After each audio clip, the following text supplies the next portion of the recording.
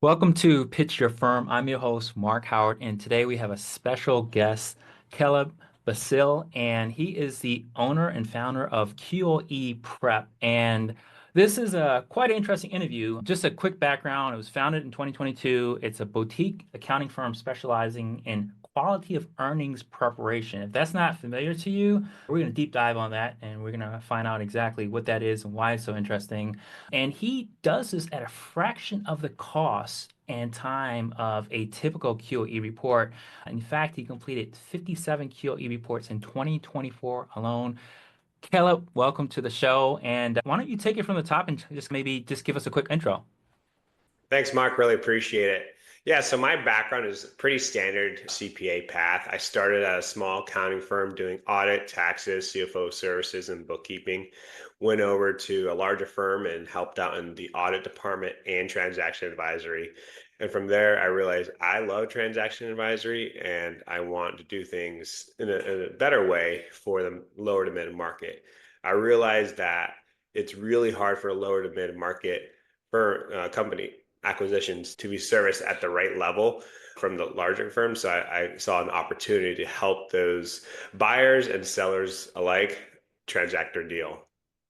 Yeah. And let's just start at the top. There's a lot of things I want to deep dive into, but there's a lot of listeners that may not be very familiar with what a QOE or quality of earnings report is.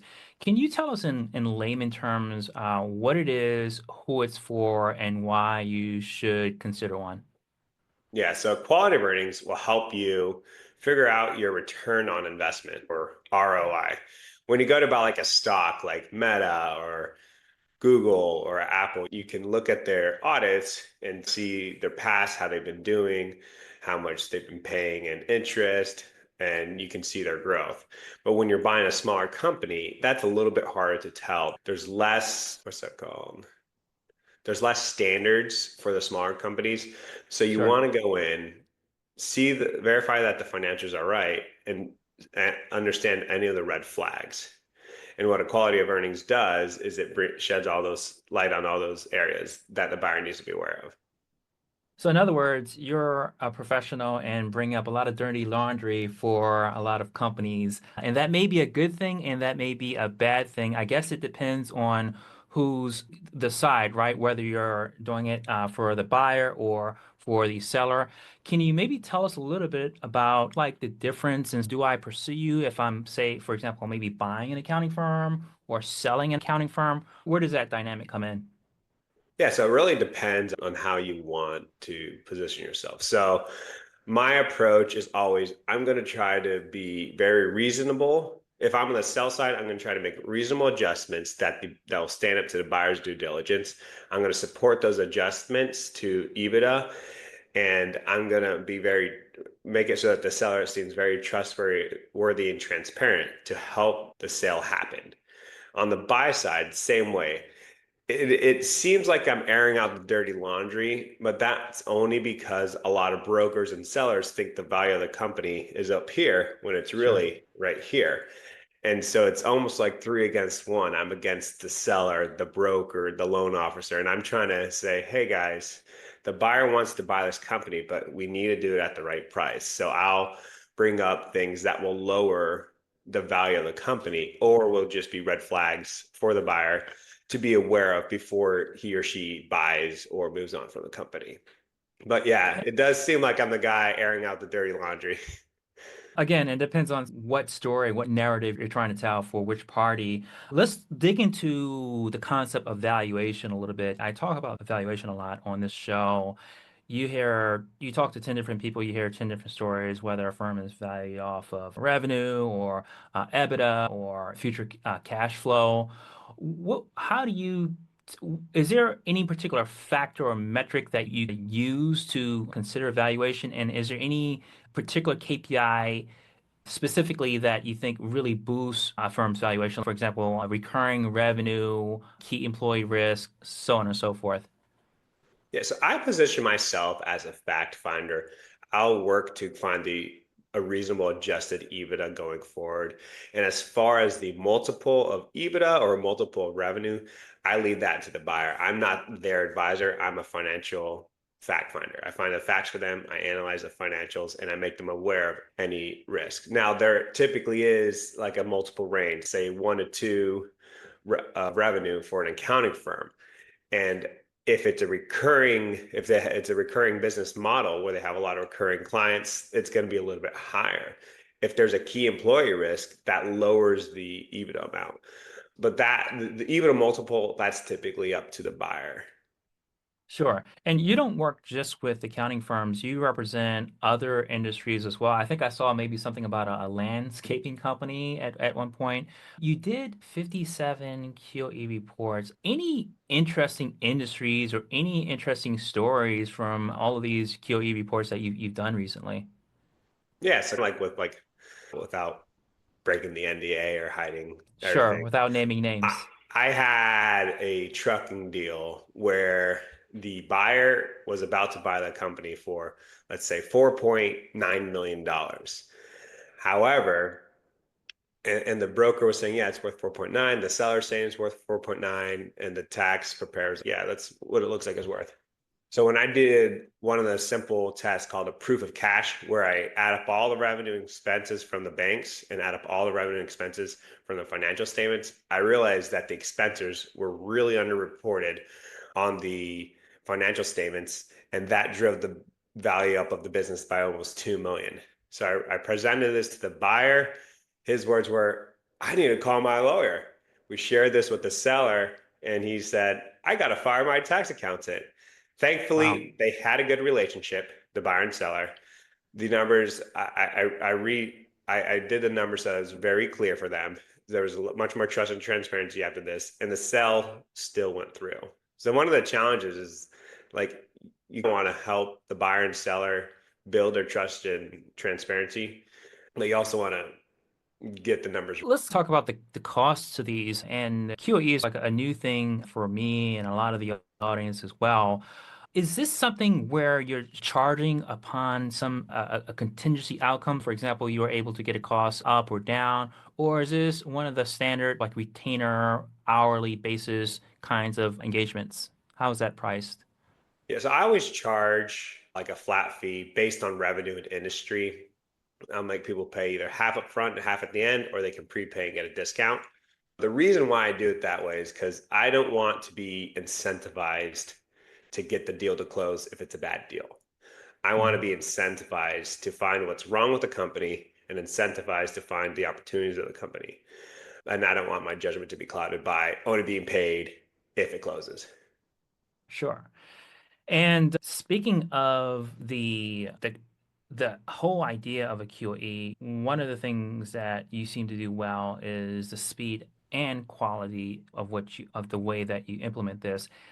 Tell us a little bit about like what goes into this, and I guess specifically, what is maybe without giving away too much of your secret sauce, but why are you able to do this a lot faster with the same level of quality as some of the bigger players, even some of the big fours, based on the firms that you're working with?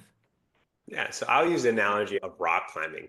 When you're rock climbing and belaying a lot of people, you tie one good figure-8 knot and you use a carabiner and you put it on their harness. The alternative is you tie a lot of different knots around each person climbing, and there's a little bit more risk to that you don't do the knot right. So in the same way, the knot is the Excel template. I make the Excel template very good, very soundproof, and a lot of the work that I do is already streamlined before I ever find the client's financial statements. The only thing that changes is a chart of accounts, the months, and the amounts in the months. But after that, you can basically streamline half of the work. I And so love that that's what's, analogy. yeah, you like, I think the rock climbers amongst us, the next time they're climbing, yeah, I realize there's probably not too many rock climbers. Excel is going to pop into their mind halfway up the cliff. But no, I think that's good because it's like a choke point, right? It's like that constraint. So it's like you maximize the value of that Excel report or and model, and pretty much everything comes out a lot more efficient. So it sounds like part of your secret sauce is you're optimizing this. And Do you have a particular process that you use? And by the way, you've been putting out some great content on LinkedIn I recently, appreciate a it. lot of like step-by-step videos. Not a lot of folks are doing that in the QE space. That's one of the ways that you actually came to my attention. Is there a particular process that you have? And also, is it just you and what is it that the whole team dynamic look like? And how are you able to do so much so quickly? So I'm the only CPA on the team. I'm the only full-time employee. However, I'll bring on contractors if we're overloaded. But at now, it's really just me. And yeah, I guess it's just reps. I've done so many of these that I just know what to look for. I know what not to look for anymore, and I know how to gather the data. One of the biggest challenges is accountants gathering data from another accountant. So what I'll do is I'll give them one chance to provide the data in the right way. And if not, I'll just hop on a call like this for an hour and get all the data the way it needs to be to help me go through the quality of earnings really fast. Speaking of how not to do things, let's talk about that a little bit. I've seen different stories and the research that I do in terms of these kinds of reports. It could, like you made with the analogy, is like you have a bad report or bad model, and that basically is like a house of cards kind of thing. What are some of the things to look out for? And this is not about promoting you specifically. This is about if someone were to look for a QOE provider, what are the red flags to look out for, and what are maybe some of the green flags you should look for in a provider? So I say I position myself more as a QOE specialist than a generalist. Whenever Mhm. you're getting someone to do your QB, ask them how many QVs they've done, ask them how long it typically takes them, and ask them their experience in your specific industry. If they can speak to that's really going to provide a lot of comfort towards choosing them to be your QE provider or not. Sorry, what was the other question? Oh, no, it's just in terms of red flags, green flags of what folks should look for. Oh, for the QE provider. Yeah, yeah. You obviously you nailed a few of those, and this actually ties into another question that I'm teeing up here. I guess the big question is, take us through an example. Let's say maybe I am a CPA, and maybe I have a lot of clients that I work with. Maybe I just focus on the tax, maybe the FP&A, and but a lot of clients are coming to me and saying, hey, I might be looking to sell or I might be looking to acquire. I don't really have these skills in-house. How would you work with a CPA or an accountant? What does that relationship look like? And yeah, tell us a little bit about like how that relationship looks like. Yeah, so since I'm a QOE specialist, like a tax provider or an auditor, they won't see me as a challenger to them or a competitor. So they'll refer people over to me and I can work with them to put together their clients' reports. I guess that's one of the advantages of being a specialist and not offering other services. And they'll know that, hey, once I'm done with this acquisition, I'm not going to try to get them as a recurring CFO client. And the current CPA can take them back as their monthly recurring revenue. So how does that look? Let's just say folks that are watching the show, they're like, maybe some CPAs are like, hey, I need to talk to this guy, or I need a QOE for my clients. What's the process? Is like you'd come in and maybe have a conversation or a conference call with them, with the Hmm. CPA, understand them, and then maybe another call with the client, and then an engagement begins. Is there some kind Yeah. of, I don't, not, let's just say referral fee from the accountant? How does that dynamic work? Yeah, so it's basically just a three-way call between the CPA, their client, and me. And I'll talk about my processes, talk about my approach, and see if they want to proceed with me or if they want to use someone else. As far as referral fees, some of them just want to keep their own clients, and so they'd rather use me than someone else.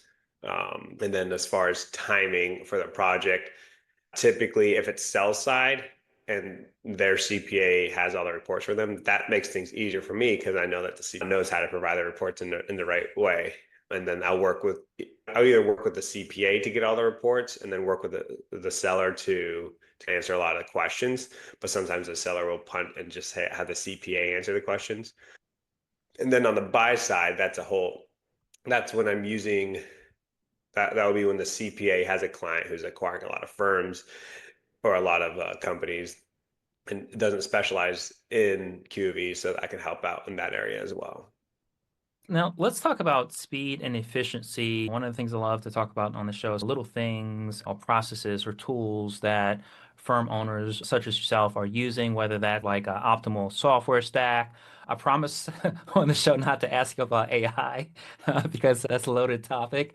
But tell me a little bit about, are there any, and maybe stepping back for a second, QOE, that's not a new thing. That wasn't started that's been in existence for forever, right? So there's always been manual ways to do it. Do you have any particular tools that you use or software that kind of helps accelerate that process, obviously besides Excel?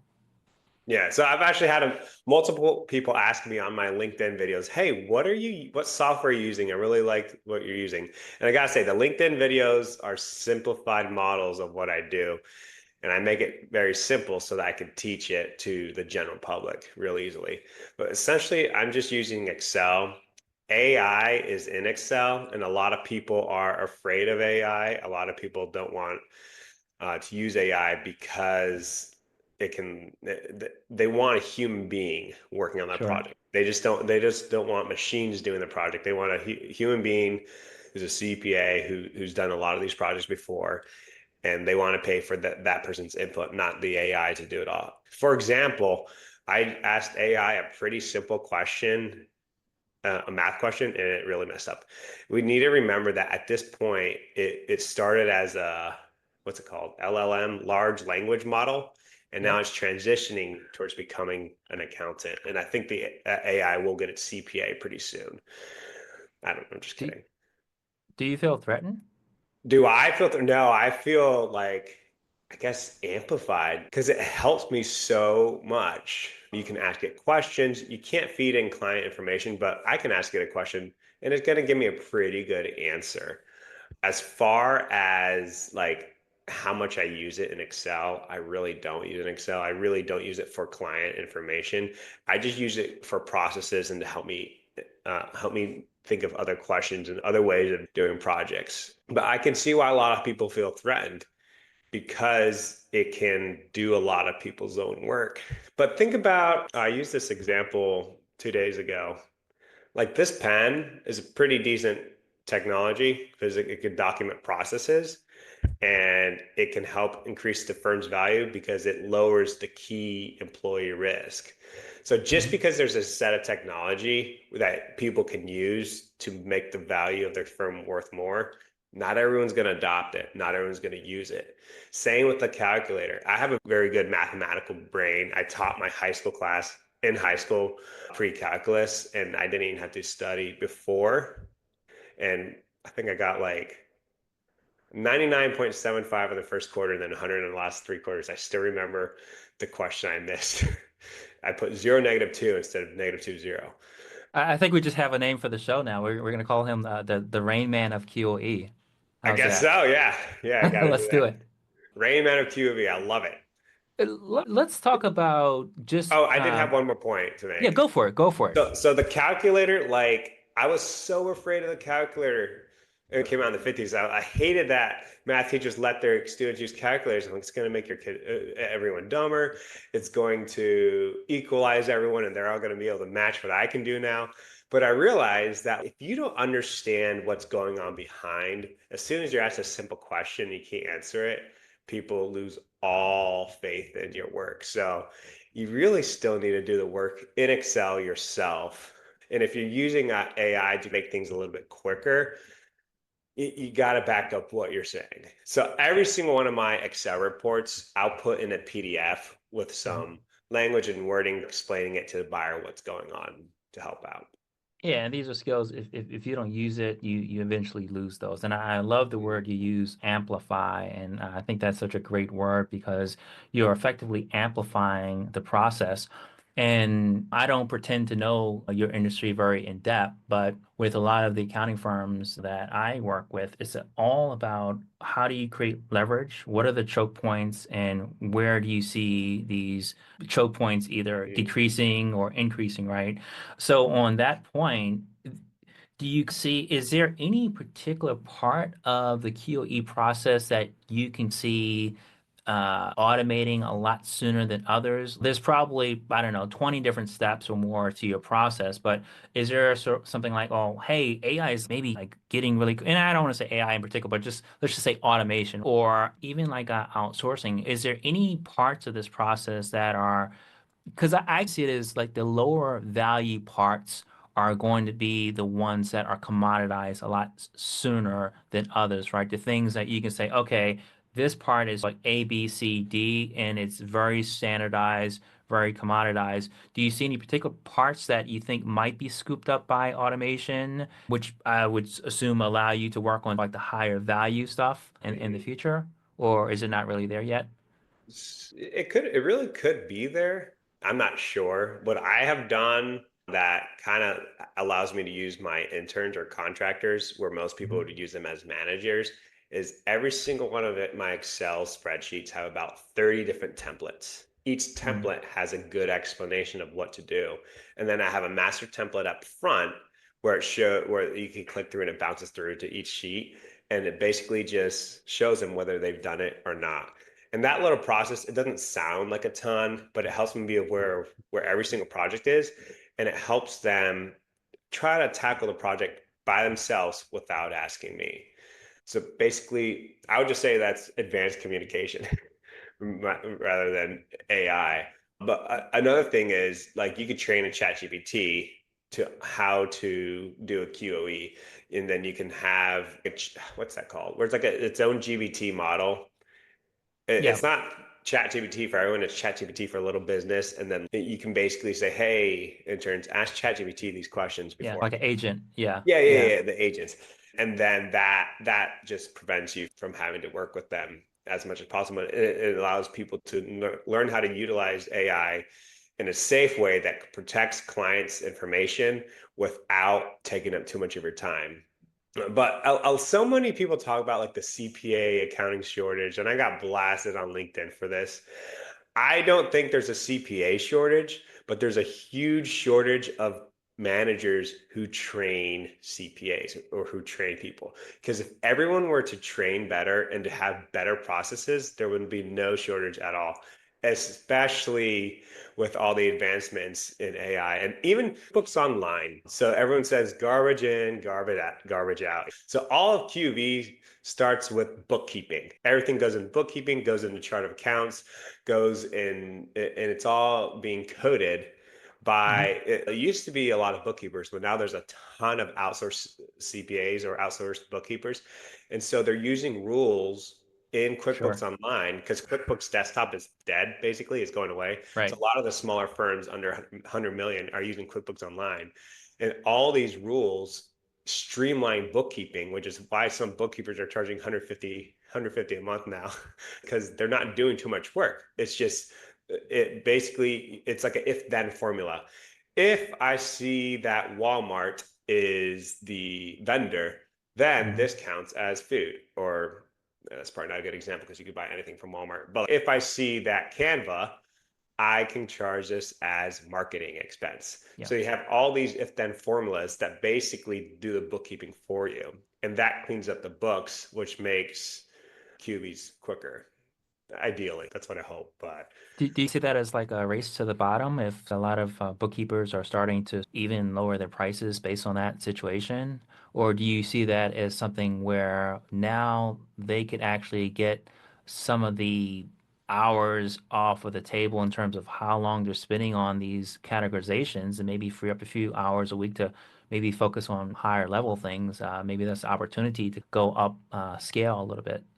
that's a great question. So, an English professor was told, "How do we combat AI and essays, the 3.3 paragraph essays or whatever, with the hmm body and the content and the intro and conclusion? How do we combat that?" And one English professor said, "We don't. We just up the standard of what they had to produce." I love that. We make what they do have to be better. So every bookkeeper now has to provide more value. They have to provide more insights for the same cost, or they can charge you more because now they're starting to give a little bit of advice and a little bit more projections. So I'd put it like I see it that way. What you're doing now has to be better. And Yeah, speaking of more value, yeah, go ahead. I was gonna say I had a disagreement with someone on LinkedIn, and then we met in person or met over Zoom. He was saying the PE accounting acquisition phase is gonna make small companies like they're not going to exist anymore. Every single firm is going to become like $1 billion firm. There's not going to be Mm. as many small companies. And I was like, I don't know if I agree with that because I think that QuickBooks Online and the AI is going to help small firm, a lot of people break away from the larger companies and start their own thing. And we came down to where we agreed, okay, it might help the specialists in the small firms, but then a lot of the small firms, instead of selling to like the managers or someone who's another CPA who's going up, they're going to be incentivized to sell for more, which is what PE can do. Yeah, and I take away so many things from what you just said there. I see it as an opportunity for more specialization, niche focusing. I see it as an opportunity for actually just even productization, right? This is something I wanted to maybe end with here. I'm seeing a huge shift from services to productization, right? And when I say productization, I mean taking something that's typically a hourly services engagement, like your industry, like a lot of most accountants still are doing these days on the billable hour. How can you take that and turn that into an actual product that you could either sell up front or on a regular recurring basis, or even on a passive method? So, what are your thoughts on productization? And I think we talked about some of the services that you offer. It looks like you have something called QOE readiness assessment. Is that kind of like a product, or is that something that you think you could actually turn into a product, or is that something that is maybe a bit more, still a bit slippery in terms of like really understanding the scope for that? Or how do you see this readiness assessment? Yeah. So QOE readiness, I'll put that. A lot of people talk about a mini QOE for a buy side. Basically, Mm, they don't want to look at, they want to pay less for a QOE because they view it as sure. just a check a box and they want to get a Yeah. loan approved and they want to buy the company. They're really Yeah. excited about this company. Personally, I don't do QOE lights because I want to analyze the entire company and I don't want the buyer to miss out on a certain risk. I do, Right. however, phase a project and allow the buyer to walk out halfway through if after looking at the proof of cash, book to tax, and what's the other one? Payroll reconciliation and reported EBITDA. If those numbers aren't standing up, I'll let the buyer walk away and only pay half amount. So the seller readiness, it's like a QOE light for the sell side. And I feel Mm, like it's fine to do on the sell side if the seller is not going to sell for a year, but looking to sell between 1 and 3 years. Uh, sure. and Like what it testing the does, waters, basically. Yeah.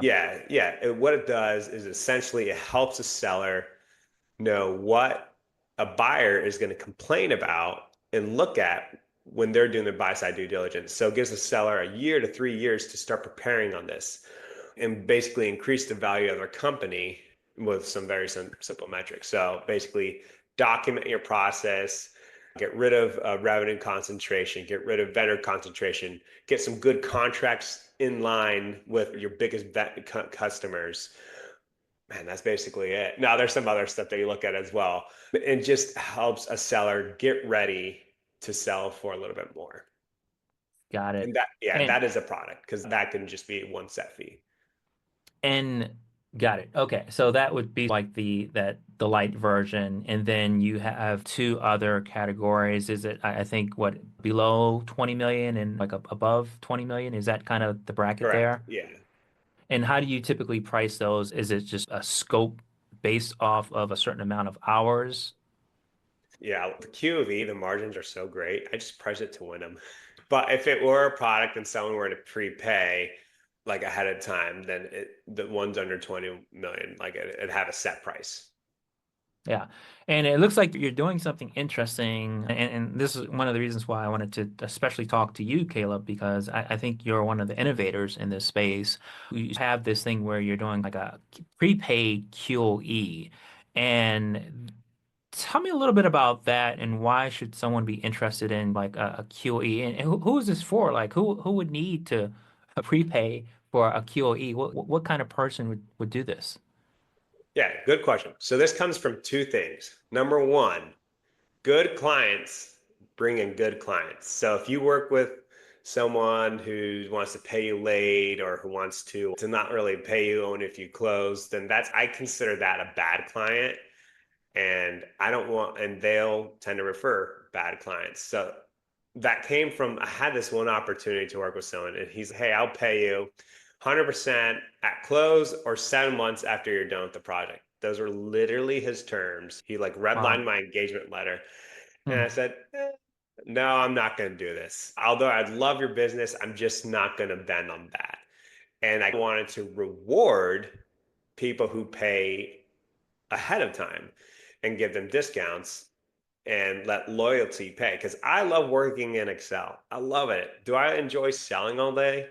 Not as much. But working in Excel, looking at numbers, and then presenting those numbers to a buyer or helping the seller get ready to sell, that is what I absolutely love.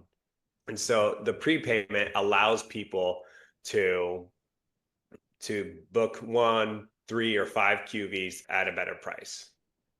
Got it. So this is more for a repeat customer, maybe a seller or a buyer that is looking to do like mass acquisition, maybe not mass, but just they have an idea of these are the deals Mhm. that are coming in the next year, so they want to take Yeah. advantage of that. Or even if it's just a buyer who's only buying one, I give them a Hmm. choice. Hey, you could pay 50% now and 50% at the end. Or if you pay it Hmm. all up front, I'm going to give you 20% discount. And the reason why I do that is because I don't want to be chasing them down for payments. And people prefer to have the option to choose one or another rather than yes or no, whether we're going with Caleb or we're going with someone else. I give them a choice. You can go with me at paying normal number of terms, 50% at the front and 50% at the end, or you could go with me and I give you 20% discount. You just pay me all up front.